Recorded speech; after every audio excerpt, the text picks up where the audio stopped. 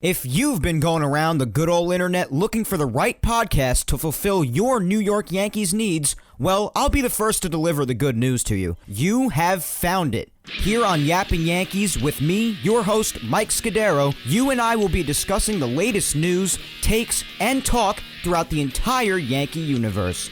Oh, and there may be some ranting on my behalf.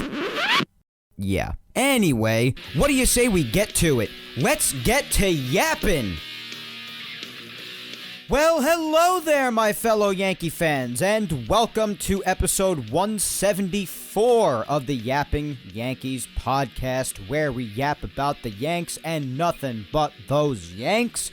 As always, I am your host, Mike Scudero, here on the 12th day of March of the year 2023. Well, my friends, let's run down the list. As of where we're at, as of this date, March 12th, last night, the clocks went ahead an hour for most of us in the country, including myself here in New York. So from here on out, we'll be getting our beloved 7 o'clock or later sunsets. That's a big positive. The World Baseball Classic has begun, as I've been hyping up the last few weeks now, with tons of exciting moments and highlights just in the last few days. I mean, we've been seeing tons of highlights coming, especially from the Taipei game and the Italy game, when that big 3-run homer late in the game was hit, and just the crowd, my God, you seldom hear crowds that loud in baseball. It really is incredible. Just a lot of big moments and highlights throughout, as expected. The USA, right here, good old America, won our first game last night against Great Britain, and their riveting uniforms, he said with the utmost of sarcasm. And spring training is, of course, continuing on as well, with the kids especially, particularly one Jason Dominguez, putting on a show. One might say, with all of these things put together, that we are continuing to thrive around here, right? Except, aside from my head being in a weird fog today, I think I'm having an allergy attack of some kind. Remember the last couple of weeks, last few weeks even, some might say, what some of my fans and I all mentioned is always the number one priority of spring training. The one that goes without saying. Staying healthy. Well, let the injuries begin. Holy crap! Holy crap is right. There really is no other expression to better describe what has happened barely 2 weeks into spring training. And we're just going to get right into it, folks. And no, this is not going to be a fully negative show because of the injuries. Relax, you toxic positives out there. I already hear your thoughts, and I see you getting ready to write that comment. Relax. But there are injuries. A handful already. Again, barely 2 weeks into spring training. And we got to talk about it. Just in the last week alone, we in the Yankee community have been hit left and right with seemingly continuous injury news, including this morning. It's just no sign of it really ending. And that could be concerning for some. For others who might be numb to this sort of a thing, like I definitely mostly am, as any Yankee fan should really be at this point who's been following them for some time now, it has been a recurring theme for this organization for countless years now, in a row. So, right away, towards the beginning of the week, and I've been hyping him up like crazy, so thrilled to have him back, and I'm not saying that this injury is going to spell doom for him the whole season. I'm not saying that. But it certainly ain't the way you want to start off if you're him. But revealed right away was Tommy Kahnle having bicep tendonitis. And he could miss about a month, and they did say that there's a very similar injury to the one that he suffered in 2018. And it will force him to at least start the season on the injured list. So we may not see him until the end of April, at least, maybe even into the beginning of May. They don't have specific timelines for a lot of these guys, except for another name that we'll get to in a moment. But a lot of them, they're more or less just saying, they can miss about this many weeks or maybe about a month. They don't really seem to be too definitive on the exact amount of time. And Canley's kind of one of them. They just basically vaguely said maybe he'll miss about a month. Now, he's not the only bullpen arm to suffer this fate to start the season. Another one is Lou Trevino, the guy that the Yankees got at the trade deadline alongside Frankie Montas last season. And this basically marks, because Trevino is really the only healthy one that the Yankees had gotten, because Montas had and is still having his own injury troubles. Benintendi had his injury problems in the second half after a little while of playing here. And now Trevino joins the bunch. So last year's deadline up to this point, not looking too hot. Even though in the second half of last year, Trevino did a very nice job out of the pen. I was sure to mention that, and I will reiterate that now. He did a nice job. But now, starting 2023, he is starting on the injured list. The third guy. Now, this is the one that upset a lot of people. Hopefully, this is just, a quicker thing. Just throughout maybe most of the first month at the most. Because you don't want it to go on any longer than that. You don't want it to go on at all. But you don't want it to go on any longer than it has to. So, the next guy was the one that really discouraged me a bit. And again, I'm not saying it's going to doom their whole season. I'm not saying that. But, we kind of have a right to be upset that this theme of injuries, particularly to guys who you are relying on to such a degree, like this next name I'm about to mention, you have a right to be upset about it, because this just has no sign of ending. But the next guy, by a name of, you might know him, just a big guy they happened to acquire this past offseason, really other than bringing guys like Rizzo and Judge back, which I'm not downplaying, you had to bring guys like that back for sure, but really the only big external move they made this winter, Carlos Rodon. He is starting off the season on the injured list as well as Tommy Kahnle and Lou Trevino are, with a left forearm strain. Now you hear forearm, and an alarm goes off in your head. If you are familiar with prior forearm injuries and what they could potentially lead to for pitchers. Yes, I now speak of the dreaded season-ending good old Tommy John surgery. And inevitably, particularly because a couple of years ago, this is what started Severino getting his Tommy John surgery, which made him miss so much time between 2020 and this past season, was that he was having forearm problems. So naturally, when you've experienced this sort of thing before as a fan, that is the alarm that gets set off in your brain when you hear that a pitcher is dealing with a forearm problem. So gladly, though, happily, the media took it upon themselves to ask Rodon and the organization, specifically Cashman, who I do not trust 100% anymore, as a lot of you know, but we'll just have to take them at their word. What can we do? The vast majority of us, or all of us, are not on the inside of the organization. We don't know for sure what the deal is. We are not in the trainer's department. We don't know what the specific diagnosis is and the specific timetable. If it's really what they say it is, we have no way of knowing for sure. We could just take them at their word, which stinks because the Yankees either usually don't do their homework on injuries and their true severity, or they just are just straight up not truthful about it.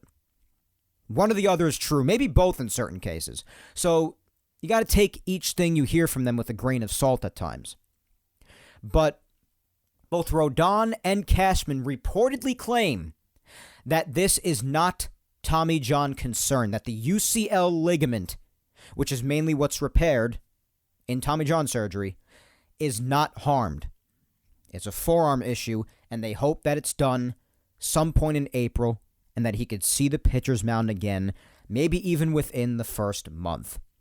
So the positive is, if you're taking them at their word, which not everybody's going to, and I can't blame you for that if you're one of them, but they're claiming that Tommy John is not a concern. We'll see if that lasts and stays the truth. Because we don't know for sure until the time comes. For now, they're claiming it's not a concern. Fine. So let's just hope that he's back even before May. That'd be nice. If you're going to miss the whole first month, I'd rather you miss the first month than the last month or even the playoffs. That's also the mentality that I take when people get hurt in spring training. Get it out of the way now. Miss the first couple of weeks if you must. But if that means you're getting it out of the way for later, fine. I'll bite the bullet for now. And that might be to a certain degree what the Yankees are trying to do here. It might just be extra precautious for a lot of them. They might not even have to miss the amount of time that they're missing, but they might just want to be extra careful so that they can prevent this thing going forward. And if it works, then fine. But if it doesn't, then of course that's going to suck. There's no real way of knowing that. I'm just so tired of this. Year in and year out, just the same discussions over and over and over. Sometimes I try to look at myself in the mirror. I'm like, maybe it's for a lack of content that we're always sitting here talking about injuries. Maybe it's my fault. But it's not my fault. It's not any content creator's fault. It's just what happens every year with this team. How long are you going to blow a gasket about it for? I'm not going to blow a gasket today, because if I blew a gasket about this, then that means I'd blow a gasket about it at every other point, and I would have since taken a stroke by now. Because injuries are always persistent with the Yankees. There's no use in blowing a gasket every time they happen. Otherwise, you will find yourself in cardiac arrest sooner rather than later. I'd prefer to prevent that. Personally. Sometimes. But anyways, so that's the news on Rodon. Hoping that the most that he misses is the first few weeks, maybe. Next one up. Step right on up into the batter's box. Next one up for the injury news is the one that I sort of hinted to before when it came to missing the first few weeks. Our man, Harrison Bader, who showed up to camp looking as jacked as ever. He looked pretty freaking yoked, I gotta be honest with you. But, not yoked enough to prevent feeling this, I guess. But, and just so we're clear here, whenever I chuckle, whenever I'm talking about injuries, it's not because I find it funny or that I'm happy that somebody got hurt. I'm not. I never am. And I never find it funny. It's just because of how redundant this is every year. And it's almost like you can't help but just chuckle. It's not because you're happy to see it or you find it funny. It's just because it's the same thing. And you just can't help but chuckle at history constantly repeating itself. That's all. It's almost like an insane laugh, if you will. I think it's safe to say we've all done that Joker laugh at one point or another in our lives. So, anyways, Harrison Bader is up next. And he apparently the other day, when swinging, just happened to feel something on his left side, I believe it was. So right when I heard that, I was like, uh-oh, probably an oblique. And it was. So he suffered an oblique strain. And that typically takes at least a few weeks to subside, especially if it's grade 2 at least. Then, grade 3 is a lot longer even. But the Yankees are claiming that he's going to miss about the next 6 weeks. And we have about 3 weeks, give or take, left of spring training. So that means that a chunk of the time that he's missing coming up, about half the time, give or take, is going to be games that don't count. So, fine, whatever. But there's going to have to be time where he gets himself ready to go again, has to rehab for a little bit. And that 6-week timeline isn't the amount of time that he needs to even start to revamp again and rehab to get back onto the field. They're saying that that's how much time he needs to be actually on the field for the Yankees again. So he'll be game ready. So to me, that sounds like maybe mid to late April. Not terrible. If you got to miss the first 2 weeks, fine. Bite the bullet again, whatever.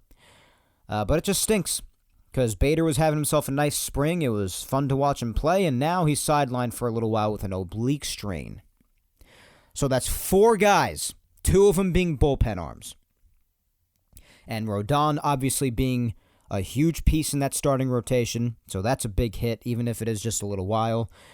And Bader, it's a bit of a hit. I think they could go without him for a little bit, especially because it's only the first, give or take, 3 weeks of the regular season, according to the Yankees.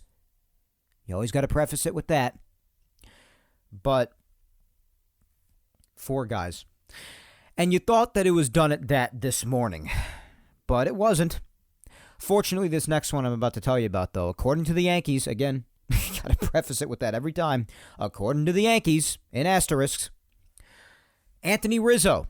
Yeah, I saw his name at the beginning of a tweet from Brian Hoke today, and my heart instantly dropped to my big toe because I was like, oh my God, we're about to lose Rizzo too. Oh my God.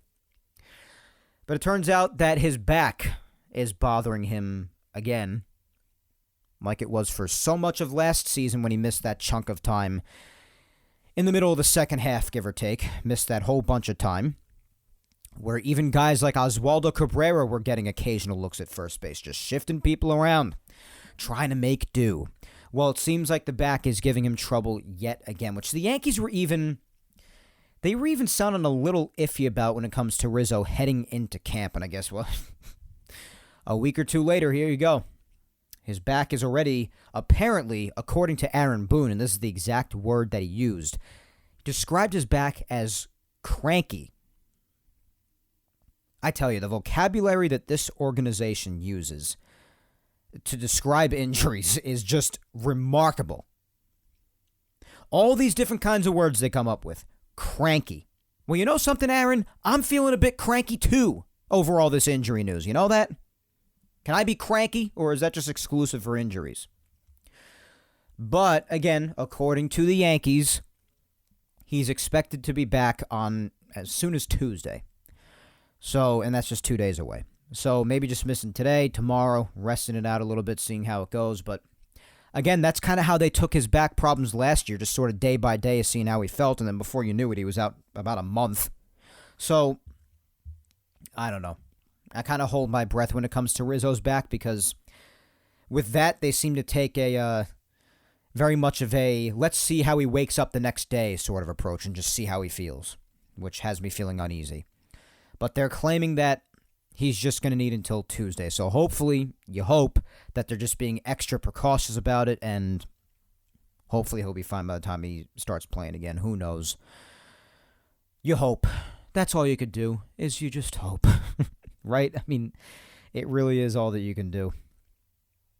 So, that's really all the injury news, guys. As I said, and as the title of the episode says, because it's the main topic of discussion with the Yankees as of this past week, which, with all of the news of it coming out, is let the injuries begin. Because that's where it's at. That's all the news, really. It really sucks, but other than occasional big things happening throughout the spring training games, and obviously, like I said before, we have the World Baseball Classic having started, a lot of people's eyes are on this injury news for the Yankees because it's somewhat of a big deal. And even if some of them are only expected to miss the first couple or first few weeks and maybe be back on the field even by May, again, like I said before when I was explaining my reason for the occasional chuckle on this subject, it's not because anybody finds it funny or because we want it to happen or anything like that. It's because it's just such a recurring theme at this point. It happens every year. It's just a matter of when, not a matter of if. At this point with the Yankees, it's a matter of when. And you can ask yourself questions until you're blue in the face. Is it someone in the trainer's department? Is it Eric Cressy? Is it somebody else? Is it Cashman in the front office not doing their homework?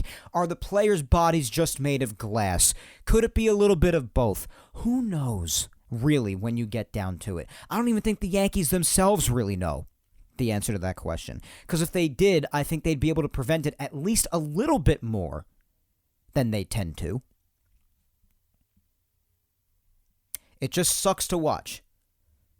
Because you see it, you get upset, but then the feeling of being upset sort of fades away a little bit because the other prevailing feeling of, wow, who the hell could be surprised by this, settles in, and you just find yourself in sort of a weird middle place where you start to chuckle about it a little bit because it's just history constantly repeating itself. And you almost get to a state of, well, who's next now? Because it's not going to stop here. And then you wake up on a morning like today, where you're just praying to wake up and turn your phone on without an additional notification of more injury news coming in, and then you get a tweet from Brian Hoke telling you that Anthony Rizzo's back is cranky. Cranky. It's just annoying. It really, really is annoying. What could you say about it at this point? How many years has this been going on with the injuries, guys? Left and right. Injuries. And the Yankees do a good job at making sure they have the correct depth, and they have their kids right now, especially playing their hearts out in spring training, which makes you feel even better about that from a depth perspective if the entire team is to just fall apart with injuries.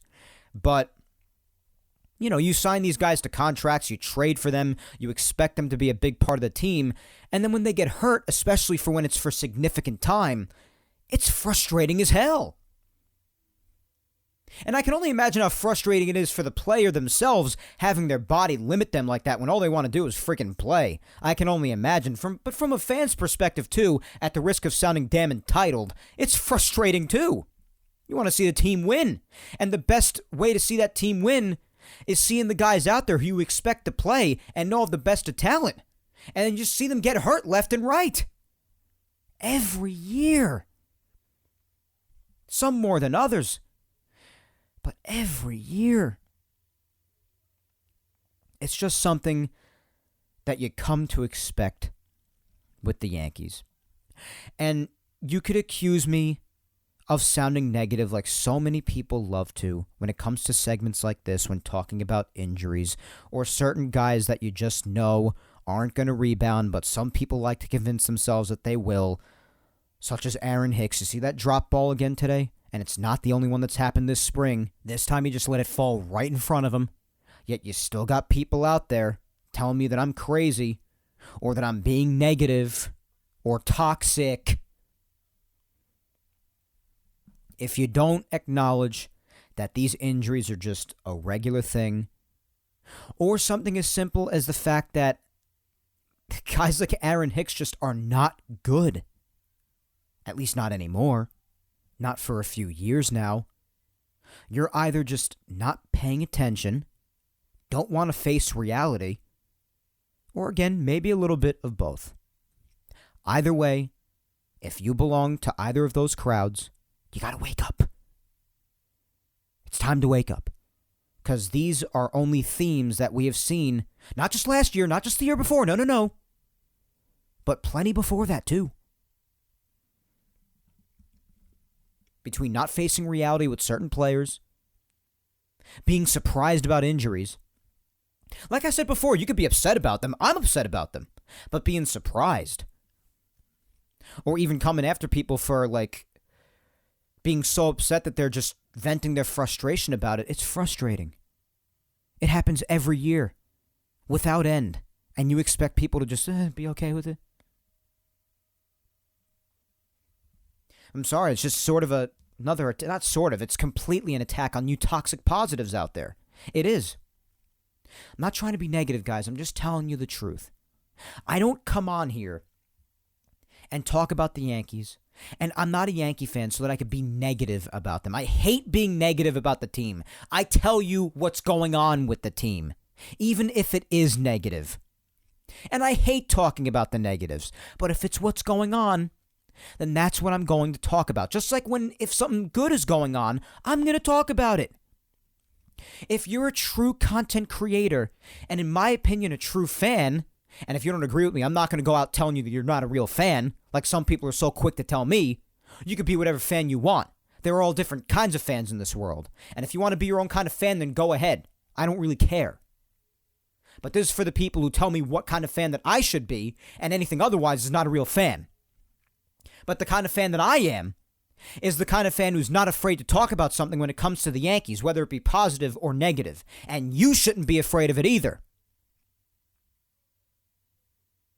Don't let people, whether they be overly positive or overly negative, tell you what kind of fan you should be. The reason I'm relating this to this subject is because I continue to see people out there harassing other people about the kind of fans they are when talking about certain players on the team, or even talking about certain people who are just very frustrated by these injuries.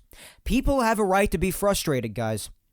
If you're surprised, then that's when I question how long you've been really watching the Yankees, because, again, the injuries have been to say they've been a recurring theme through these last few years is the understatement of the millennium. So to be surprised by them, I kind of have to question what you're watching. But to be upset by them, you're allowed to be upset. You're allowed to be concerned, even if a lot of the injuries are only deemed to be fairly short-term as of right now. But I see a lot of people continuing to attack each other all over the place on social media. And I know I give a lot of attention to these people. I do. These people who go after all these other fans who they're telling them what kind of fan you have to be or what kind of fan you should be, because it's just annoying to see.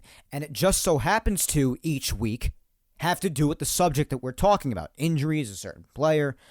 So I figured I'd bring that up again because the injury topic this week is that. And because of the injuries, you can imagine that a lot of Yankee fans are also, as a result of all of it, at each other's throats, which doesn't help anything. But again, yes, it is really frustrating that, again, this is all happening, and we're barely 2 weeks into spring training. And we have all these injuries already. And in games like today, we have Aaron Hicks continuing to trot over the balls and just completely letting them fall and not doing anything about it. Was he hitting last week and doing real well? Yeah, but that already dissipated in some games. I think he got another hit today. Big whoop. But that's going to dissipate eventually as well, as it has continued to the last few days a little bit. The fielding is still a problem because the guy just is not a good fielder anymore. And again, the shame of it is that he used to be. I used to give him so much credit right here on this show years ago about how much of a cannon of an arm he used to have in the outfield. He used to have a great arm. And he used to have great range, too. Used to run down a lot of things. Now, he just doesn't seem to care. Trots over to things, and then after he lets it land, he trots over to it again. Yeah, he'll let off a good throw every now and again, showing some sort of a resemblance of what his arm used to be, but not so much anymore. When he got his Tommy John surgery a few years back, his arm became a noodle. And the showings of his good prior arm are very few and far between. And his hitting just leaves a lot to be desired. I don't care if he was raking at the beginning of spring training. I give him credit for doing that, but it's not going to last. It's not going to. Donaldson, not hitting much anymore. He got a few hits at the beginning of spring training. So, the negatives, like those two, and IKF hit his first home run yesterday, I believe it was, but other than that, not trying to discredit him, but I'm just telling you, we all know who should be starting at shortstop, and even at third base, but we're bound to see at least one of those two prior names, IKF and or Donaldson. We know who should be there, but we know who we're going to get, most likely. The Yankees claim that there are open competitions for a lot of these positions, but especially as injuries continue to pile up now, you have to really imagine that the Yankees are going to play a lot of these names that we don't want to see. But then, again, let's shift, because I don't want to be accused again of being totally negative, even though, again, I'm just telling you things that are actually happening. You could look at the positives. Look at the kids. Anthony Volpe, another home run today, hitting really well.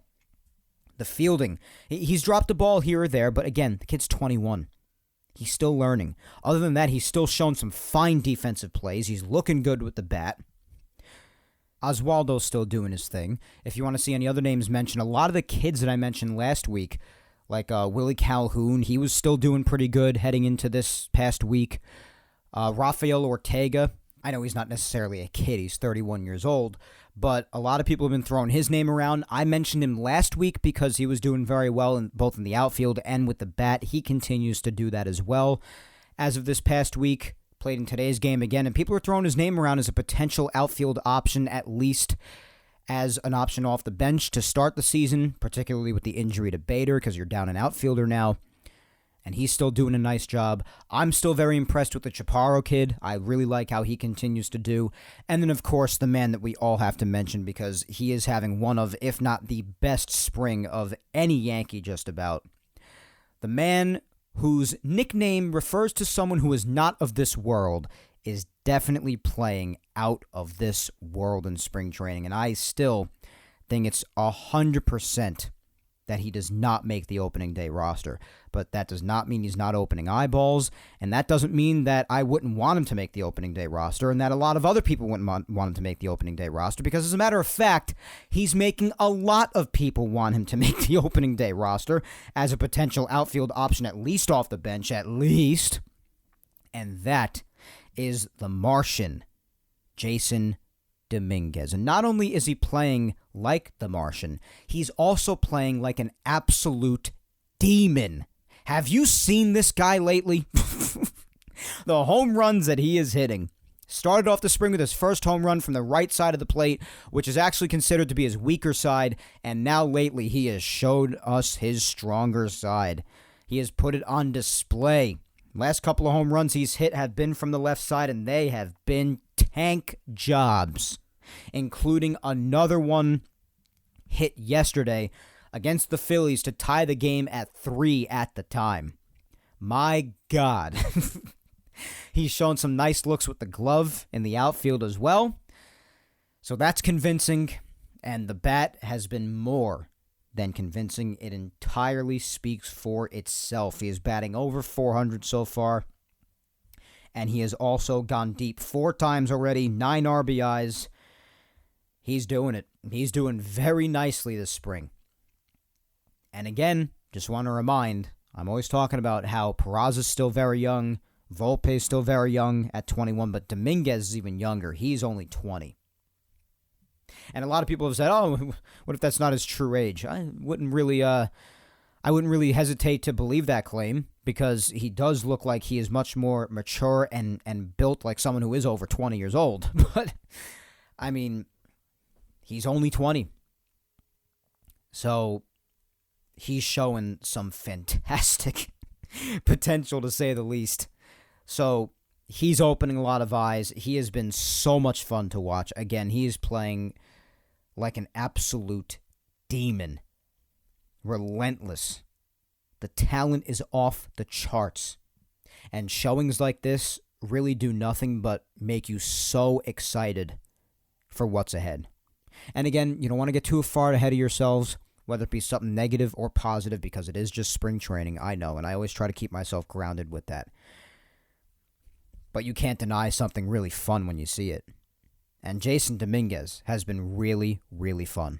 But again, so have the kids at large. So that's definitely a big positive for this spring, just continuing to get to watch the kids and see what it is they have.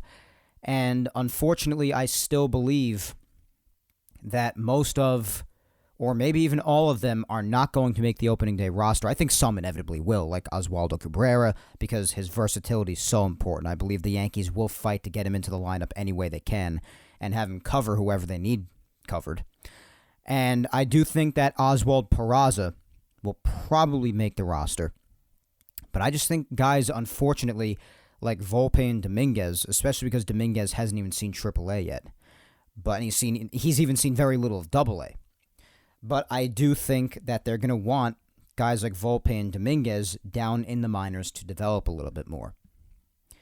And that's very upsetting to some people, because I know that they want them up here right away. And trust me, despite my acknowledgement that this is just spring training as well, I'd like to see them get a crack at it too, at least to start. Because if you're going to experiment with anything during the actual regular season, the very beginning of the year is usually a good time to try, because you want to get off to as nice a start as possible, but if you get off to an iffy start, then it's not the end of the world. It's still early on. You have the whole season to turn it around. So, but it's because I know a lot of people want to see them start out. I wouldn't be opposed to it either, but again, he barely even saw much of AA. He only saw a few games, as a matter of fact, in AA. Volpe's a different story, because while Volpe could probably use a little bit more time in AAA, if I had to say, accidental rhyme there, but at least he's seen more of AAA or just higher up in the minor leagues than Dominguez ever has. He at least has seen 22 games, not that much, I know, or not that many, but 22 games in AAA at least. So he has seen a little bit of the level directly under the major leagues. So that helps Volpe's case a little bit more, especially given the fact that he's now showing what he's capable of in spring training off of some major league talent. And yeah, is that major league talent always trying their hardest in spring training? No, they're not, particularly pitchers. So again, that's why you also have to partially ground yourself and make yourself remember it is spring training, and it'll be a lot harder once the regular season kicks in. So you have to remind yourself of that too, despite how hard it is too, because you're just really enjoying what you're watching out of the guys. But I think it'd be really exciting to see Volpe get a shot, but I think if we are to see him, it won't be at least until late in the season, unless they absolutely need him and there's an emergency. If there are just so many injuries and they actually need help in the infield, I think you could see him at some point. But just if it's not an emergency and they don't urgently need someone from the minor leagues, I don't think that you're going to see him at least until rosters expand at the end of the year, as much as I hate to say it. He's making that case much harder to stick by because of how well he's doing this spring. He is. I'm not denying that. And again, I want to see him as soon as possible. I love the kid. But I'm just speaking from a standpoint of what I truly feel the Yankees are going to do, realistically. So, despite our thoughts of, trying to remember what the Yankees will probably actually do in reality, and just reminding ourselves, or there's a little to no chance of seeing guys like Volpe and Dominguez on the opening day roster starting the year. That doesn't mean we can't have a blast watching what they're doing in spring training. They have been an absolute blast. I love watching the kids, seeing what's ahead, and it does make you feel like it's a shame that you have certain guys up here, like Donaldson or Hicks or anybody else who, might be slowing down the process of giving these kids a true shot because the Yankees are paying them their money. They might not want to admit they're wrong. I should say Cashman specifically. That's the one who I really mean. And they could potentially be blocking these kids. Some of them might truly need a little bit more development. Again, I don't want to pretend like I'm the all-knowing expert because I'm not on the inside. I'm a fan talking on a microphone like the vast majority of us are. And also like the vast majority of people tweeting or posting on social media, they're exactly the same as me. So, got to keep that in mind as well as we're enjoying the hell out of what these kids are doing. But that's a massive positive this spring, is watching the kids. And it's been a lot of fun. Who could be used off the bench potentially to start the season, especially amidst these latest injuries, and who knows what others could happen in the coming weeks leading up to the regular season. And who's going to have more time to develop? What are the Yankees going to decide? Even Aaron Boone himself said that some of these kids are making their decision-making process that much more difficult, and that's what you like to see because you like to see people performing well and making their jobs more difficult, making you think, could this really be the right person for the job? So that's what you want to see. You want to see competition. Even in positions where it's pretty obvious who belongs there, and there really shouldn't be competition. But if the Yankees deem it competitive, like there is a competition going, then you like to see it. It's what you want to see. So, that's really it for spring training as of now as far as negatives and positives. The usual, what it's been for weeks now. Guys like Hicks, Donaldson, not really much that you like to see. Hicks, Donaldson, injuries, those fall under the negative scope, what you don't want to see. Things that you do want to see and that we have seen. The kids. The competition going on for certain positions on the field. And obviously just watching our boys playing baseball again. So, as far as what's actually happened in the games this past week in spring training, I guess I could run through them really quickly.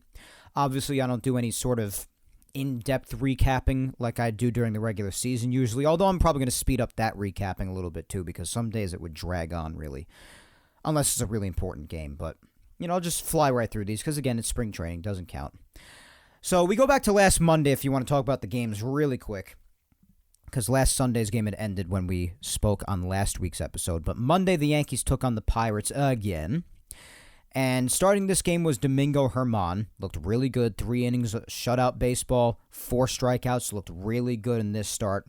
And the bullpen locked it down after that, only allowing 2 runs. As far as offense, DJ LeMahieu did very good, went 2 for 3. With 2 RBIs and a run scored. He's been doing very well again as of late. Good to see him getting back into it. Really want DJ to be healthy. Such a big part of the team like we've spoken about. And really hurt the offense. We don't even need to say this. Goes without saying, but I'm going to say it anyway. Second half of last year, and of course heading into the playoffs with the way the lineup struggled, missing a healthy DJ was massive. So you hope that he could find a way to stay healthy this year with that toe problem he was having last year. Because if he is around and healthy, it's a big deal. And he should be out there every single day, regardless what you do with him, whether you're shifting him between second and third, or planting him permanently at second or third, maybe even just choosing to sit Donaldson over him, which wouldn't happen because, of course, I believe with the money they're paying Donaldson, they're going to be compelled to play him, which isn't the right choice, but that's the way the Yankees operate sometimes. Regardless, DJ needs to have a big presence to remind this team, and a lot of fans who may have forgotten, just how important of a role he has on this team when healthy. Because he has had his injury struggles the last couple of years, and it could be easy for some people to forget just how important he is, because when he's healthy, he just hits. That's all he does. Like the machine that he is referred to as. So otherwise, offense in the bottom of the second, Jose Trevino RBI single. DJ got his 2-run single after that. Aaron Judge hit a 3-run bomb the other way, hitting a lot of his home runs the other way. Love to see that from Judge. You love to see him hitting it to all fields, but that's what he does. Hits it to all fields, and this one happened to be to right field. Bottom of the third, Trevino drove in another run on a double play ball. Jason Dominguez reached on a fielder's choice that ended up driving in another 2 runs because of a throwing error by G-Man Choi down at first. It's going to be a while for me to adjust that G-Man Choi is a Pirate now, not a Ray. But anyways, those were the 9 runs. A lot of runs coming in. Yankees won that game 9-2. They were off on Tuesday. Wednesday, they took on the Cardinals. The offense did not score anything. A quiet day. Only 4 hits overall. 1 by Judge, 1 by Rizzo, 1 by Stanton, who has not been hitting a lot this spring so far, and 1 by Duran. So only 4 hits the whole day, and they did end up giving up 4 runs in this 4-0 loss, which is unfortunate because Cole started the game and looked pretty good. 3 innings and a third, only 2 hits, 7 strikeouts. His fastball this spring so far, I got to tell you. Of the things that are really looking great, Garrett Cole is looking fantastic. He hasn't allowed a run yet. And his fastball is just about as electric as it's ever been. He was getting into some deep counts, but I mean, he would always end up getting the upper hand, and he looks as determined as ever. And I got to tell you, sometimes when they show him, it's tough for me to realize that, oh my God, wait, that's Cole, because not only does he not have his beard anymore, which of course is the theme since he's come here, he's been clean shaven, but at least he also carried over his long hair that he always had when he was here. Now even that's gone. Cole shaved his hair off pretty much over the offseason, I suppose, because he showed up to camp with short hair. I mean, there's still hair in the back, but it's not like, like the long hair going down past his neck sort of long hair like he's always had. He's got short hair now. So at some points I have to remind myself, oh yeah, that's Garrett Cole. He's changed his look so much, particularly since his Pirates and Astros days. It looks like a completely different person. If you compare a photo of him then and a photo of him now, it's crazy. But nonetheless, the short hair must be doing him good because he looks fantastic. Weissert came in after him. He allowed an earned run. Happens, whatever. He's looking pretty good so far. Slider still looks like a Frisbee. That's a good thing. Wandy Peralta came in and had a tough time later on, though. Allowed 3 runs, so that was part of allowing those runs to the Cardinals. 3 out of the 4. They lost that game 4-0. On Thursday, a wild scoring affair at the Red Sox at George M. Steinbrenner Field. The Yankees ended up losing this game 11-7. Starting this game was Clark Schmidt. Again, did not look great. So his first start was fantastic, and then next couple of appearances, starting to slip again. I don't know what this kid's doing. He's got to find it. I mean, I know spring training is spring training, and he's probably going to be in the rotation at least to start anyway, especially in light of the Rodon injury. So I have to imagine that it's very possible both he and Herman will at least start the season in the rotation until at least they could get Rodon back. But, I mean, still, you got to show people that you got something here and make them feel good on a day that you're taking the mound. You got to find it already. I mean, he did only allow 2 runs in 3 innings, but it's not great in 3 innings. Allowed 4 hits, did strike out 3. You want to see more, though. A big chunk of the runs came off of someone who's been having a rough spring, to say the least, and when he was acquired, I knew that he wasn't going to be good. His career numbers, let's just say they have not been too fantastic. So, Tyler Danish. I didn't really expect him to be much upon being brought here, but I think that's now considered an understatement because he continues to struggle really badly. He only got one out in this game, and he allowed 6 runs. And his ERA now, I mean, it's just for laughing matters at this point because he doesn't have a lot of innings on his spring training arm, obviously. But because of all the runs he's allowed, it's still through the roof. Guy's got a 94.5 ERA. That's a little bit problematic, maybe. So he allowed a crap ton of runs. So just not a great day pitching-wise for the Yankees. But offensively, not bad. Bottom of the second, 2-run single for Jose Trevino. He's having himself a nice spring, driving in quite a bit of runs. But that was, other than a wild pitch scoring Oswald Peraza in the 4th inning, a lot of the scoring came in the bottom of the 9th when they were down by 8 runs, 11-3. But this was one of the moments, again, Jason Dominguez, 3-run shot. That was his 3rd home run of the spring at the time. Made it 11-6, and it was, again, just his home runs are bombs. And how much have I mentioned this kid's power, too, that I like his power, too? Chaparro, again, right after, solo shot for him, his 3rd of the spring at the time, made it 11-7, and that was the final. So it was a big blowout up until the 9th, and then even then they still lost by 4. But at least Dominguez and Chaparro, like I've said, big positive this spring. The kids, watching them do their thing, they made the 9th inning exciting. Friday, this was really one of the only games in the second half of this past week the Yankees actually won. But this game on Friday, the Yankees managed to beat the Tigers 4-3. This was the game where Bader felt his oblique flare up a bit, and then he was later diagnosed with his oblique strain. Starting this game for the Yankees was none other than Luis Severino. Looked decent, I guess. 4 innings, 2 runs, did allow 4 hits and struck out 3. Not a great start. So, again, spring training, it's whatever, but especially guys like Clark Schmidt, when you've got something majorly to prove like him, you want to see something better. But Luis Severino, he's going to be in the regular season rotation come the season. You know that. But you also do want to see what he's got and how his stuff looks. So 2 runs were scored on that, and then the 3rd one was allowed later by Johnny Brito, of course, but that was the only 3 runs allowed by the Tigers. Offensively, the Yankees did score on an RBI single by Billy McKinney, and then the 2-run shot by IKF. It was first home run of the spring. Really the only major thing he's done this spring in the top of the 4th, so it was finally nice to see something. And then Anthony Siegler in the top of the 9th added on another run when the game was tied at 3 on an RBI single, and that was how the Yankees ended up winning 4-3. Yesterday, the Yankees had a split squad. One of the games, the one that's not on television or wasn't on television, was one against the Pirates again. They ended up losing this one 3-0. Yankee offense was quiet except for 5 little hits. And the 3 runs were allowed by Ryan Weber, who started the game. Didn't look great. The man, the myth, the legend, Ryan Weber. Can't always be good, right? 2 2/3 innings, 5 hits, 3 runs, 2 walks, and 1 strikeout. So not an ideal start for him. Not a train wreck of a start, but not great, obviously. So he lost that one 3-0. And then the Phillies game at George M. Steinbrenner Field, the Yankees ended up losing that one 6-3. Starting this game was Herman. This was really the first outing that he didn't look too great, so it's whatever. 2 1/3, 3 hits, only 2 runs, 3 strikeouts. Not fantastic at all by any means, but it's the first one where he really had a hiccup. So he's between him and Schmidt, I would definitely say.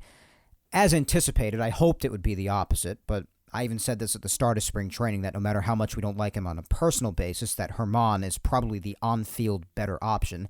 He's proven to be that so far, at least he has been 2 weeks in here. But Herman has looked better. 2 runs here in this game, and the bullpen to follow would allow 4 more. As far as the Yankee offense, it consisted of, again, the kids. Carlos Narvaez, the catcher, who I also mentioned last week when talking about who I was impressed with, hit a sacrifice fly here to make the score at the time 2-1. And then in the bottom of the 5th, with the Yankees down 3-1, Jason Dominguez again. Does it really surprise you at this point? Game-tying 2-run nuke to right field, tied the game at 3. Unfortunately, the Yankees would later on in the top of the eighth give up 3 more runs, made it 6-3 Phils, and that would be the final. But again, just seeing the kids, another big positive. And today's game against the Red Sox at JetBlue Park, which I also like to call Fenway Squared, considering how cool it is that it looks almost like an exact replica of Fenway Park. It is cool. I've always thought that. Starting this game was Yoendrys Gomez, and despite him walking 3 guys, he did pitch 3 scoreless innings, striking out 4. So he looked pretty good. It was just Jimmy Cordero really after him that was shaky. 3 runs in an inning and a third. After him, Albert Abreu, Ron Marinaccio, Greg Weissert, and DeMarcus Evans all pitched scoreless in their appearances. So those are the Red Sox 3 runs. For the Yankees, Chaparro again. I mean, he's looking really good. I really like this kid. So he got the Yankees on the board with an RBI single in the top of the 4th. Jake Bauers, a sacrifice fly, was the second run. And then, like as I mentioned before when talking about Volpe in the top of the 5th hit his second home run of the spring, a nuke to right center field. That made it 3-2 Yankees at the time, as he continues to look great with the bat as well, continuing to show off his abilities as well. And the game ended up finishing in a tie. So that's this past week's spring training action. As far as the World Baseball Classic, again, a lot of exciting stuff going down, particularly with the USA team. They did win yesterday. Their first real game. They did play the San Francisco Giants in spring training, the USA team. But they actually played their first World Baseball Classic game yesterday. Last night against Great Britain. And if you remember me using my extreme sarcasm in the intro with their uniforms, and this has been a big thing on Twitter especially, going around. People are just making fun of the Britain team's uniforms because, I mean, they kind of deserve it. I mean, if you want to talk about an uninspired uniform, it's literally gray with, I don't know, maybe like Comic Sans or Arial font written just across the chest area, just Great Britain. I mean, it's as bland as you could get. So their gameplay inspired the riveting feel of their uniforms, I guess you could say. And the U.S. beat them 6-2, mainly on the 3-run bomb to right center field over the hot tub. They're playing in Chase Field in Arizona. They have the hot tub in right center field by Kyle Schwarber. So if I had to say, that was definitely the big blow in that game. Nolan Arenado also had an RBI double. Kyle Tucker would drive him in. And then later on after that, in the bottom of the 6th, Arenado doubled again to make it 6-1 at the time. Great Britain would put up a run in the top of the 7th on an RBI groundout. That would make it 6-2, and that would be the final. Starting the game was Adam Wainwright. Looked pretty shaky at first, but ultimately he only did allow 1 run in 4 innings, striking out 4, did give up 5 hits, and the bullpen was able to hold it down after him in the offense. I mean, I was saying this, I believe last week or the week before, but the U.S. team, to say they're stacked just doesn't do it justice. This is crazy. This lineup, I think the only way you can improve it is maybe by somehow incorporating Judge or Manny Machado, maybe. Or maybe Bryce Harper, maybe. That's really, this lineup is scary. Mookie Betts leading off in right field. Trout batting second and center. Goldschmidt batting third at first base. Arenado batting cleanup at third. Schwarber DH at 5th. At 6th is Trey Turner at short. 7th is Kyle Tucker in left. 8th is Real Muto at catcher. And 9th is McNeil at second. Oh my God. And everyone in the lineup except for Trout and McNeil last night got a hit. But at least in Trout's defense, he did have a walk and scored a run yesterday. But this lineup is murder. The only real other team that I'm really afraid of, and there are good teams out there. I mean, Venezuela's done a nice job. Even Italy's moving on. Italy's looking good. Surprisingly, Australia's 2-1. That surprised me. Cuba's looking okay. The Netherlands started off real hot. They're 2-2 now. But the real team that I am really terrified of, as everybody should be, as they are every year, especially because Ohtani is playing out of their minds for them, is obviously Japan. And obviously, of the 4 World Baseball Classics prior to this one, they've won 2 of them, the ones in 06 and 09. And they're looking very scary right about now, too. They're 4-0 already. That's just crazy. So, And Canada's 1-0 as well, so is Colombia. They're 1-0. And these are the teams in Pool C playing in Arizona with the U.S., of course. Mexico's 0-1. Great Britain's 0-2. Yeah, so just looking around, Dominican Republic played. They shocked me yesterday. A lot of people were talking about them, and I looked further into the game because I didn't get to watch it. But Dominican Republic playing Venezuela yesterday. They, for such a stacked team, and yeah, DR won in 2013 as well, but for such a stacked team yet again, they played a terrible game yesterday. I mean, what the hell? Venezuela showed so much more heart than they did. I didn't expect that. But nonetheless, that's what's going on here. The U.S. is 1-0. Just briefly told you about the game from last night. And I'm just having a blast watching these games, man. I'm just tuning into them here and there whenever I can afford to, whenever I have the time. But it's so much fun. By the time I talk to you next, obviously the list of teams will be shorter. Can't wait to see where we're at by then. But obviously this is going to be going on for, another week and a half? So the quarterfinals are going to be right around the corner. Then before you know it, the World Baseball Classic Championship will be here. And I'll be surprised if it's not basically against the U.S. and Japan. Now, don't get me wrong. There could be a sleeper candidate in there. But, I mean, between how stacked the U.S. team is and how scary Japan is, I mean, that's just where my mind goes typically, to where things are going to end up. But we'll see how this goes. It's been awesome so far. There have been a lot of exciting moments and highlights, like I said, especially that highlight with the 3-run homer late in the game that I mentioned earlier with Italy and I think it was Chinese Taipei team, I believe. It was so freaking wild. So, some of the stadiums, they didn't have too many fans, but particularly in the games in Tokyo, I mean, it is mayhem. Any of the games in Asia, pretty much. Mayhem. And that's what I want to see from baseball crowds. The World Baseball Classic, you wouldn't believe how many people don't even know about it. If they just promoted this thing a little bit better, this could be such an international hit. And I know that Major League Baseball works to try to get other countries into it as well by having these games in London that they've had and so on. But this is definitely a big event that I think should happen more than every 4 years. I think you should make it every other year, or at least every 3 years. Like they did from 06 to 09. Just do that. And promote the crap out of it. Get the countries into it that typically aren't into it. I could tell you right now, from someone who's been to Italy 10 times, Italy could not give a monkey's ass about baseball. Change that. Get countries like Italy and Europe at large into baseball.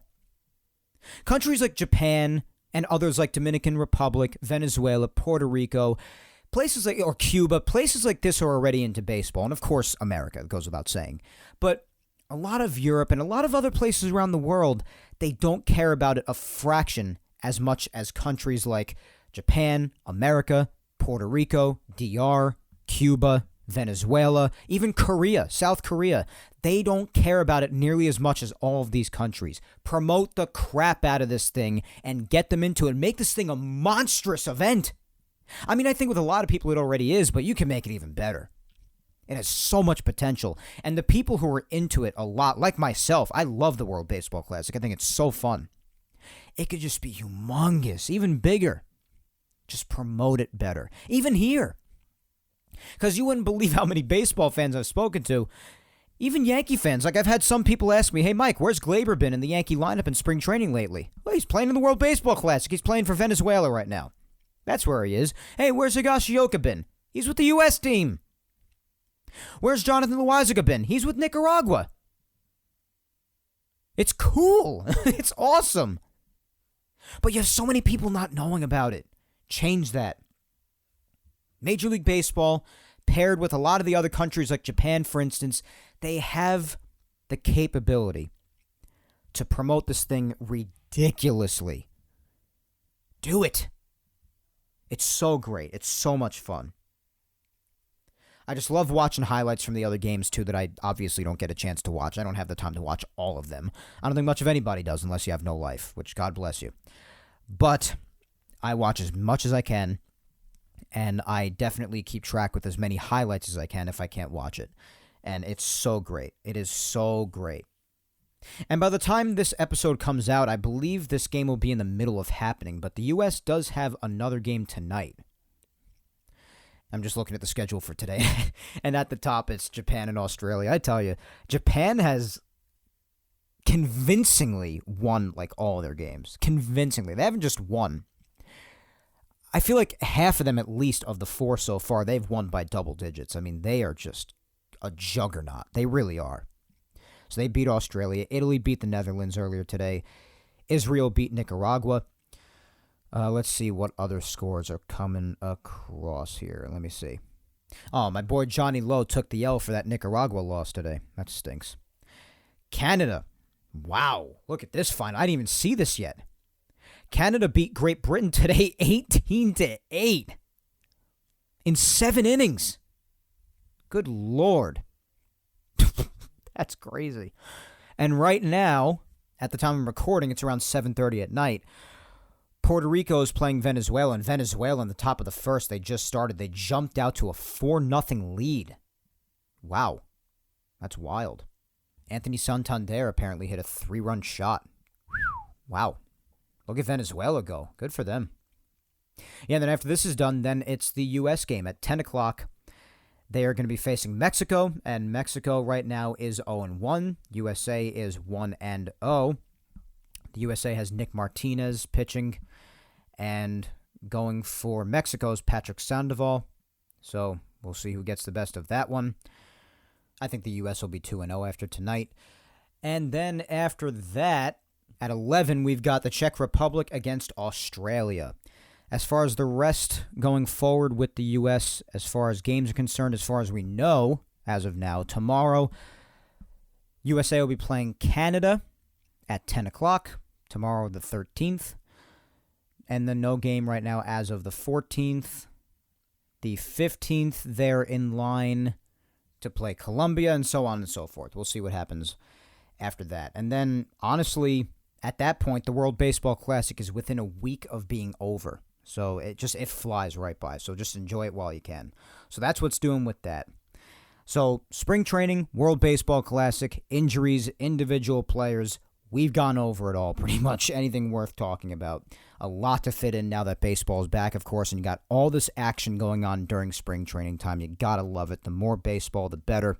So let us move on to our final segment of today, and that is, as always, the social media segment. And considering, as much as you hate to harp on the subject, it is the main point of discussion when it comes to the Yankees right now. So it is inevitable, my friends. Like Thanos, it is inevitable.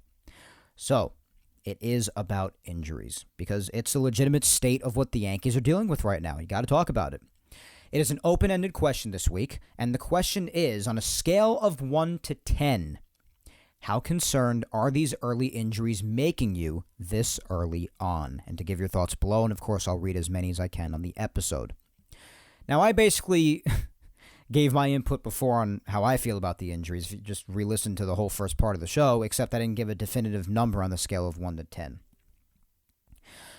As frustrating as the injuries are to deal with, it's something that you've come to expect.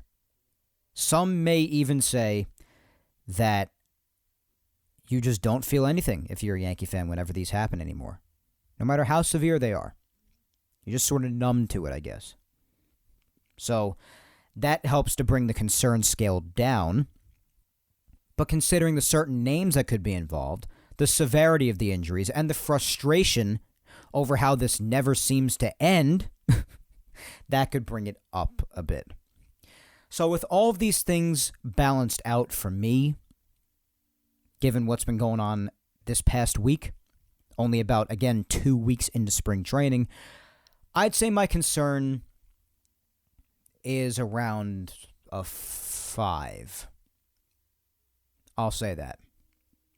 Because the injuries are a redundant occurrence for me, of course. I come to expect them. To a certain degree with them, because again, it depends on the person and the severity, but to a certain degree, I am numb to them. It's just something that you see coming at this point. It really is. But the other part of me, I never like to see them happen. I hate when they do happen, especially to my most beloved players. Players who are very essential to the team and may be missing a significant amount of time. And also, you also have to consider how accurate the information is that you're getting from the Yankees regarding said injury. So that drives it up a bit for me. I would say somewhere around even a 6 or 7 it would push it to. But because of how used to it I am, because of the fact that although there are certain names here that I certainly don't like to hear injured, such as Carlos Rodon, Harrison Bader, I don't like to hear that Anthony Rizzo's back is even slightly acting up again or getting cranky, as they've said. But the positive aspect of it is that we're still multiple weeks away even from the regular season. And even beyond then, they might not be missing that much time. Again, take it with a grain of salt. You're going off the Yankee reports here and information. They're not always correct. But as long as they are back before too long, and if you want to, quote-unquote, get it out of the way at the start rather than later, if that's truly what this ends up being, fine. I can't be too bent out of shape about that because at least it's brief, it's at the beginning. I'd rather it be then than at the end in a potential playoff, wild card, division, whatever, September chase. So, I'm not happy about it at all. I'm ticked off about it while also being numb about it. It's a weird middle place, like I said before. But because it's at the beginning, because they're not too long-term, according to them, really much past mid to late April, maybe the first week of May for most of or all of these injuries, at the very least. And also because of their depth. I mean, some of the kids could help out to really patch up the losses for now. My concern, I would say, is probably like a 5. Nothing crazy at all. If a chunk of the starters were missing and we were at a much more significant part of the season and the Yankees were currently playing games that count, different story a little bit. But for all those reasons I just mentioned, I'm basically 5 or maybe even a 4. As frustrating as the injuries are to deal with. I'm probably around a 5 or a 4. So that's my take on it. Let's see what some of you have to say. We'll breeze through some of these. First up is at Yankee Ken, and they say 6. You don't want a team like the Blue Jays to get off to a quick start while the Yankees are injured. Yeah, I think the Blue Jays are really the main competitor for this year. I don't see the Red Sox doing much, despite how well the Red Sox are doing this spring, by the way. I have noticed that. But when things are actually said and done and get down to it, when the games actually begin to count in the regular season, I don't see them doing really an unbelievable amount at all. The Orioles, I don't really see competing.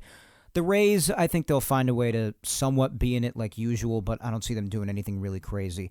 The Blue Jays, although they like to act like they're all that and that they've actually accomplished anything really successful as of yet, I do think they will be in the race. They're the ones most intimidating, and I understand you not wanting them to get off to a quick start and really take hold of the division early on because the Yankees are having injury difficulty. I understand that fear. But the Blue Jays also have to perform up to par as well. And if they don't, and the Yankees can figure out a way to make do for the meantime, then it could go well. Who knows? But I guess I understand that. I guess. But even if they do take control early on, the Yankees will have an entire season's worth to turn it around, really. So, Rebecca at Peace Now for Life is next, saying, I would say a 4. It seems like Bader and Rodon won't be out too long, may only miss about a month. Honestly, I'd rather it happen now than later in the season. Get everyone back healthy and roll. I'm still optimistic about this team. Yeah, I agree, Rebecca. That's mainly where I'm at. Despite those who occasionally accuse me of being constantly negative, it's just not true, first of all. I'll just tell you how things are. But like I even explained in my own explanation, a lot of these things you say are things that I said. You'd rather it happen now than later if you had to choose. Of course, you'd rather it not happen at all, but if you had to choose. And the severity of the injuries, even though the names are big, like Bader and Rodon, yeah. But at least as of what the Yankees are saying, they're not to miss too much time. And it's at the beginning, so it's whatever. You hope for the best. And because of all those things, it's not...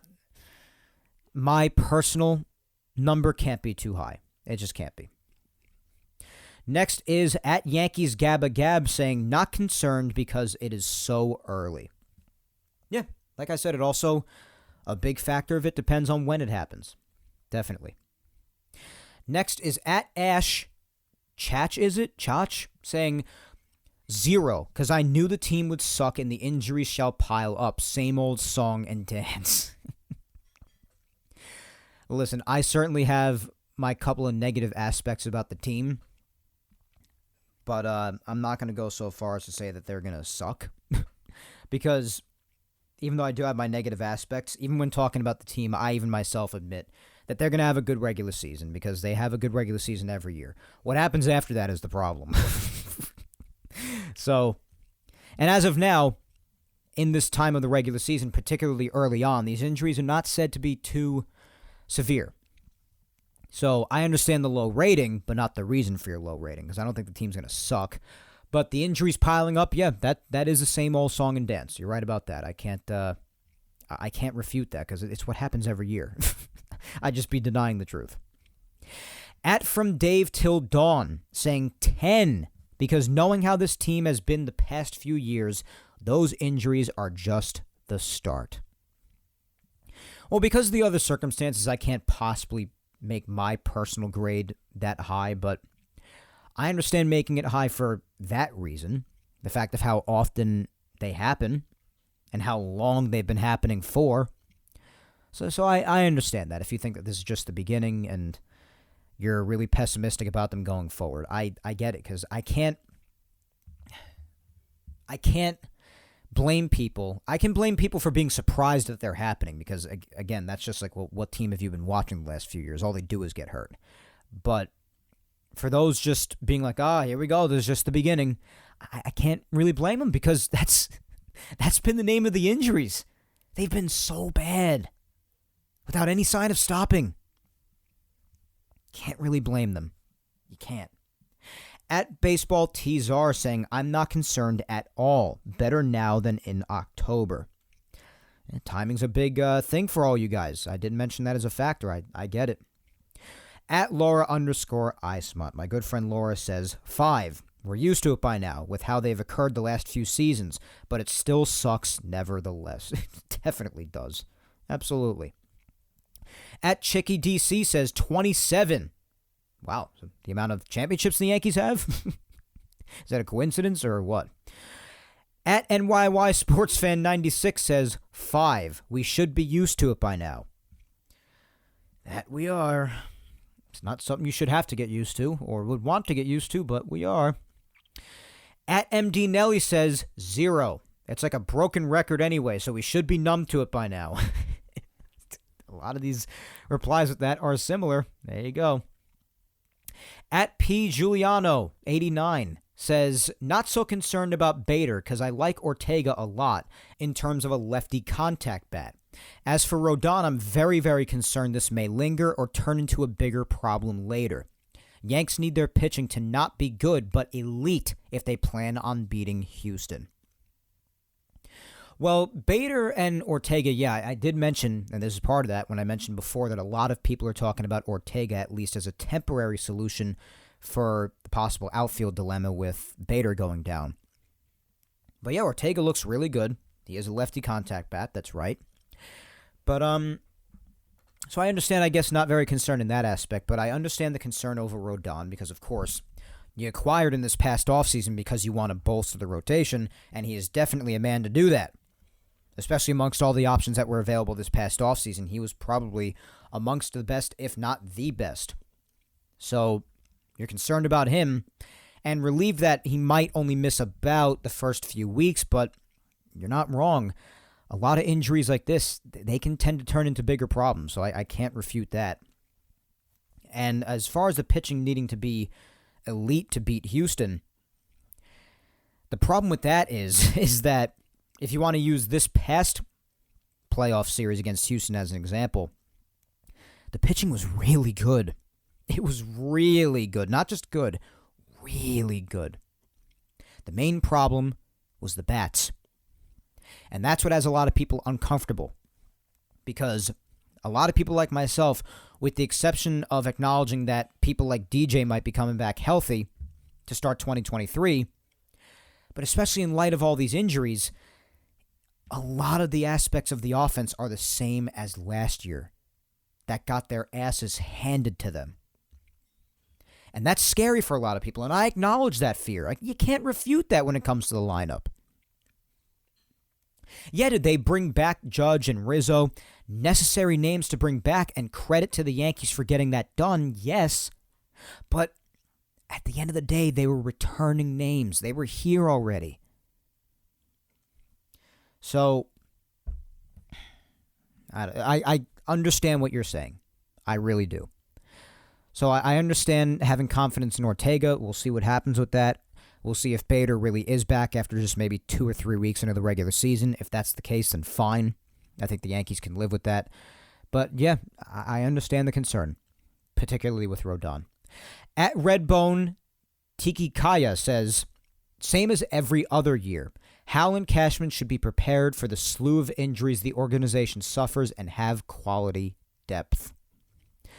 And credit to them, a lot of the time they do, but sometimes it gets overwhelming that there's literally nothing that can be done, like even if they want to. So, and that's something they got to figure out internally. They got to figure out what the hell's going on and what they could do to slow this crap down. It's every year, as we've all said, every year. At KNY Selfie says 4. That's around the same as mine. At NYC Debbie says 0. It's a very long season. Yeah, long season. Timing has to do with it. Yep. At Randy in PO says 5. Exactly the same as me. At Gladstone Writer says mildly concerned, like a 5 or a 6. But seriously, is the training staff doing something with these guys that they shouldn't be? That's an answer that only they have. But I wonder that myself, dude. I mean, because you start to ask yourself questions like what could possibly be leading to this much of a slew of injuries year in and year out? Is it the players' bodies themselves? Are they doing something harmful to their own body? Is the training department or the training staff just not giving them good advice as for their conditioning, their training? I mean, you just got to ask yourself all these questions. What could be causing this? Injuries happen all around baseball. But to this degree, and for this many years, and it being this severe every single year as it is for the Yankees with all the resources and all the money they have to look to try to prevent this sort of a thing from happening as often as it does, you can't help but ask these questions. So I can't blame you. I can't. All right, next is at DiBenedetto27 says 0. Okay. Tina at Mountain Gal 456 says 8 because I'm pretty concerned. Can't really blame you. You never like to hear of injuries, so a lot of people, they get concerned. And of course, like that other reply said, you also get concerned, what if this isn't the end? And then when they're around the time they're supposed to come back, it just lingers along, and then they just happen to reveal an even bigger problem down the road. It's happened plenty. At Lee McKay 1 says, pitchers are fragile. As the saying goes, you never have enough mercy. You mean money or pitching? I don't know. That's weird. But yeah, I mean, listen, the pitchers have to endure a lot. They're different than they ever were in the past. Have a lot more stuff in their arsenal. They throw harder than ever. It's just a different game. Use that as an excuse if you want. If you don't, then fine. It's up to you. But yeah, I mean, it just comes down to what if they just have to figure out another way to condition them properly. And that's also why you got to give credit to a guy. And I know people are like, oh, well, he's making the money, so he's expected to, or he's the ace and he's expected to, whatever. But you got to appreciate a guy like Garrett Cole when you see him. I see a lot of other people on Yankees Twitter saying this, and I agree with them. They keep on saying, we got to appreciate the hell out of Garrett Cole, man, because this guy's a workhorse, and he basically, except for maybe a little thing here or there, he had that hamstring issue, I do remember, a while back. But other than that, this guy's a workhorse. Garrett Cole is seldom ever injured. He just goes out there and does his thing. And, I got a wood desk right here. Knock, knock, knock, knock on wood. But, I mean, between how great he already looks and the fact that he just delivers the way that he does, pitches so many innings each year, that's not easy to find. Especially right now, you already see like Montas, Rodon scratched out of the rotation. You have your doubts about Sevy because of his injury history. Maybe even Nestor at some point if they maybe got to take it easy on him with the innings. That's basically the whole rotation right there, except for Garrett Cole. He's more important than a lot of people give him credit for. And I know a lot of the times, he has his baffling hiccups. So does everybody. You just got to endure them. But that's why guys like Garrett Cole are not only few and far between, but they got to be appreciated. Because he's like an older breed. Like he just goes out there, just wants to compete all the time, has a hell of a mentality about him. And he's a lot more durable than the average pitcher, I would say. So, all right, next, let's continue on. We'll read a few more. Spencer at Musician DMD says, 1, not worried at all. The injuries are disappointing, but not serious, such that these players may be out for more than half a season. Except for Frankie Montas, but other than that, yeah. I certainly don't think this is reflective of any carelessness by the medical or training staff. I wouldn't raise any overtures to that effect. The Yankees are not the only team to have to deal with early season injuries. Their depth will sustain them, and are we really going to go into panic because of an injury to Tommy Kahnle? As long as Giancarlo and Judge are in the lineup opening day, I'm a confident Yankee fan. Okay, those two are of the utmost importance, of course. And you have your injury concerns about Stanton. Even I do, as a huge Stanton lover, because it's just the objective truth. I mean, the guy gets hurt a lot. It happens. But yeah, as long as they're in the lineup, that's definitely a big deal, no doubt. I don't think so many people are getting to a panic about Kahnle in particularly, especially because he wasn't here before for the last few years. But it's just a matter of all the injuries piling up at once, all within 1 week as they have this past week. It's like crazy, just one after the other, including just this morning with Rizzo with this apparently minor back thing. But listen, for the reasons that you say, I agree with your rating being low as far as how concerned you are. So I get it. Up next, we have at Canadian NYY Fan 8 saying 2. It's early. Some are overreacting too much. Yeah, fair enough. Fair enough. The earliness of it does play a factor. At Crusaders BBNY says 8. All right, it's pretty high. I can't really blame too much. Let's see if we missed anybody. At Go Yanks Go 2442 says, honestly, a 7. It goes up to 9 if these linger all season. But if it's coming down to when I would want them to happen, like now versus right before the playoffs, now is better. But still, they're ridiculous in how much they get injured. Yeah, it happens. It happens a lot. We have well established that. That's for sure.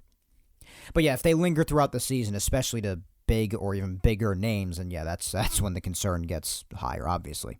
Can't disagree with that. Final 2 as usual. Let's wrap up. My girlfriend Vic Salimos first saying, it's most definitely a concern. Injuries have always been a concern for us. It's such a frequent occurrence with this team that I'm so used to it at this point. I'm kind of numb. I would say my concern is a 6 out of 10.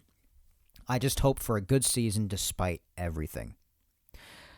Yeah, that's what you got to hope for, that the injuries don't last long, and if they do, that the Yankees just find a way to endure. Because then you think back to a year like 2019, where there were 30-plus injuries, yet the Yankees still found a way to win 103 games. So that's what you hope for, but you just hope that the injuries don't happen at all, and you could have as positive a season as possible without having to deal with many or any injuries. That'd be lovely. But yeah, definitely, as I've been saying throughout the show, the numbness does play a factor in it, definitely. So I understand the 6. It's right around mine. So I get it. And last but certainly not least is my mom, Julia Gina Scudero, saying, hi, Mike. My thoughts and concerns on injuries already on a scale from 1 to 10 are definitely a 10. Are you freaking kidding me? You players just had off all winter, and the minute you start playing in spring training, you're injured like fragile little dolls. What kind of workouts are these guys doing? Back in the day, players played injured and tired. I'm sick of these fragile babies. That's how I feel. Wow. Yeah, listen. It's frustration. It's frustration. I get it. Back then was obviously a different world, where if Mickey Mantle or someone was playing with broken bones, or they were drunk and saw 3 baseballs coming at them per pitch and just had to hit the one in the middle. Regardless, it's just not that world anymore. As frustrating as that is for some people, I get it. If you were around to watch baseball in that time, I get it. I won't pretend to say that your outrage isn't warranted because I was not around to watch baseball at that time. So, but yeah, listen, it comes down to, again, asking yourself what could possibly be causing this crap. Is it bad conditioning from the Yankees training staff to the players? Is the players doing things that maybe they just shouldn't do? Could they do something to make their bodies more durable? It's a long season, of course. Baseball is a marathon, but it's frustrating. I get it. Fragile little dolls. That's that's heavy. But listen, I can't blame you for the frustration. I just can't, because it's just every year with this. Like I've said, it's every year, and that's why the title is titled the way it was, because that's the first thing that popped into my head when all of these injuries began to pile up this past week already. Again, just merely about 2 weeks into spring training, is let the injuries begin. And you just hope and pray every night before you go to bed. You pray to God that despite all of those that the injury bug has already taken out, that it has mercy on all the rest. So you don't have to worry about it going forward. But of course, it never plays out that way because the baseball gods have some sort of vendetta against the Yankees when it comes to injuries that I'm yet to figure out. And I think all of us are yet to figure out. Because, like I've said, at this point, each and every year, it is just baffling how this continues to happen with seemingly no end in sight. And all we can do now is hope that it doesn't grab hold of anybody else, and that those who it already has grabbed a hold of just recover as quickly as possible and miss as little time as they possibly can come the regular season when the games actually mean something. But other than that, guys, after nearly an hour and a half of a lot of action-packed discussion with all that's going on this spring, with spring training being back, what's going on with the players individually, the World Baseball Classic, and now this past week the injuries piling up, my God, did I come into today knowing that I had an ungodly amount to speak with you about. But hey, it was a fun episode. Hope you enjoyed it as much as I did, because that is all for episode 174 of Yapping Yankees today. If you have not already, please remember to follow me on all social medias, guys. My Facebook fan page is Mike Scudero NY. My Twitter is @MikeScudero. And my Instagram is MikeScuds97. And guys, please be sure to also subscribe to Yapping Yankees on all 4 of the platforms it's available on if you have not already. Those platforms are YouTube, Apple, Spotify, and SoundCloud. Show your love for the show on all of those, as you always do such a great job at doing. And if you have the time, if you missed any past Yapping Yankees episode, well, episodes 34 up to episode 174 today are all available on YouTube. And every Yapping Yankees episode, going back to episode 1, 4 years ago almost, all the way up to 174 today, are all available on Apple, Spotify, and SoundCloud. Once again, thank you 3000 for listening to me yap today, my good people.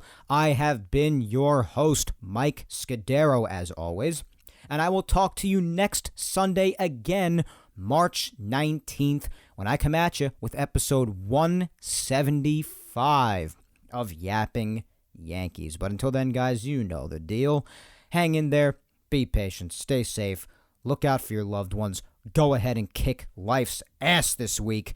And throughout this next week, until we speak again next Sunday, let us all just continue to enjoy watching baseball, whether it be spring training, the World Baseball Classic, or both.